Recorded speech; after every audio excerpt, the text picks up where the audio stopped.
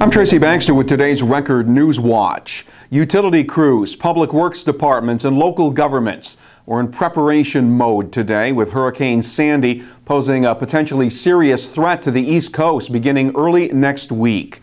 What has forecasters worried is the potential combination of weather forces, the high wind and heavy rain from the hurricane, coupled with a snowstorm from the west and a push of Arctic air from the north. In the town of Wallkill today, DPW crews were busy preparing their vehicles for a major storm response, and they were putting plows on trucks just to be on the safe side. We did get a slight chance of snow, so we took our day today. We split it in half. The first half till lunchtime, we're going to be putting snow plows on trucks, making sure everything's running. If we do get the snow, and it did happen last year, it was 12 inches of measured snow here in Wallkill, we're going to be prepared for that because we are going to be going home this evening, and the storm's impact may not hit this area till Sunday evening. The second half of the day, we're going to work till 4:30 today at least, and we will be checking all the known drainage flooding areas, clearing out leaves, debris, anything like that that would impede the flow of water.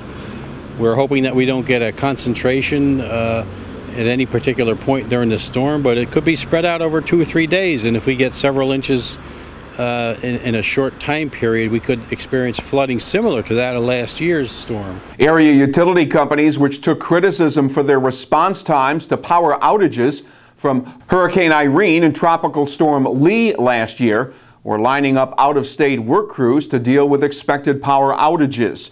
The brunt of the storm is expected to reach the Hudson Valley late Monday and into Tuesday. Keep checking here at Record Online throughout the weekend for updated storm information, including the latest track of Hurricane Sandy.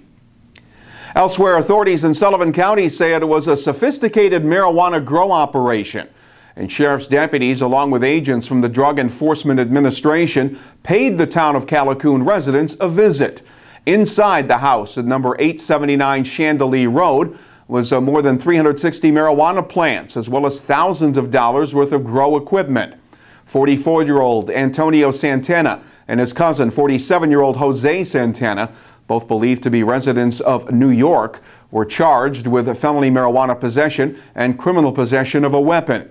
Sullivan County Sheriff Michael Schiff says the electric meter to the house had been bypassed in an attempt to conceal their operation.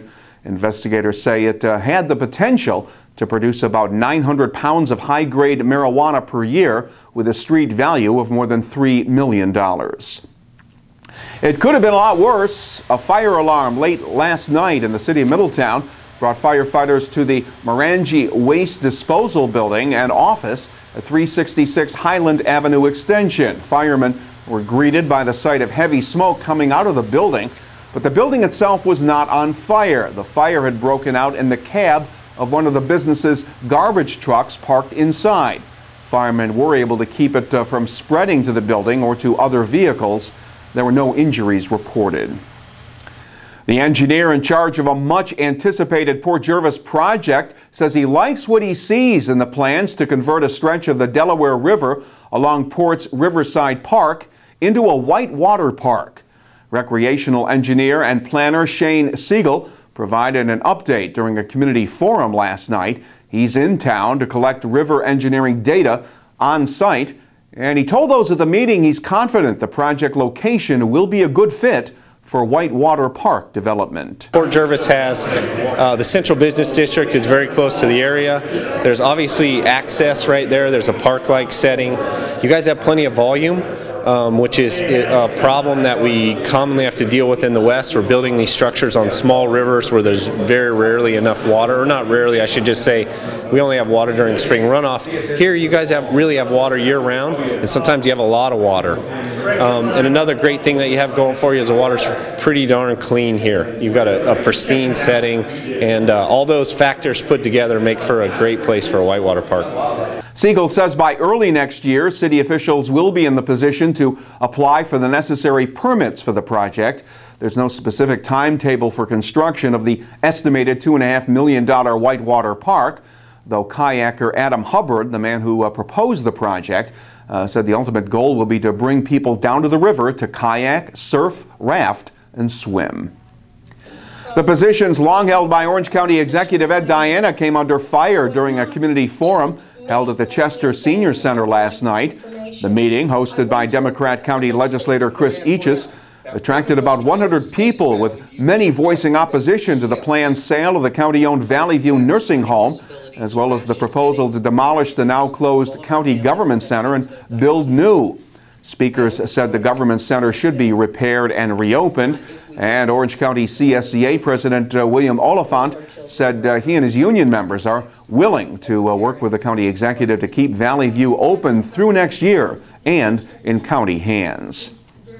You could call it an early Veterans Day observance. Thursday afternoon, staff and residents at Orange County's Valley View Nursing Home celebrated the county's veterans during an open house event. And their celebration of heroes included a special tribute to Valley View resident Ernest Smith. Lieutenant Smith received the Congressional Gold Medal during a ceremony in Washington, D.C. this summer. He was a member of the Montfort Point Marines, who were the first African-American Marine recruits, a segregated unit that trained at Montfort Point, North Carolina from 1942 to 1949. And it is one of the most important holidays in Islam. And the faithful came to the Middletown Islamic Center this morning to begin the observance of Eid al-Adha, the Feast of the Sacrifice. It was the start of a three-day festival that features the teachings that commemorate Abraham's willingness to sacrifice his first son Ishmael in an act of submission to God, and his son's acceptance of the sacrifice before God intervened to provide Abraham a ram to sacrifice instead.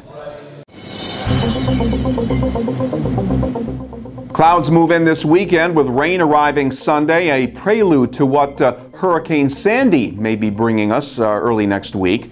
Saturday will feature a mix of sun and clouds with temperatures reaching the upper 60s. Sunday will be cloudy with showers expected by late in the day. The highs will be up around 60 degrees. Stay connected to the track of the storm this weekend right here at Record Online. You get all the news you need and the features you enjoy in the weekend editions of the Times-Herald Record. For Record Newswatch, I'm Tracy Baxter.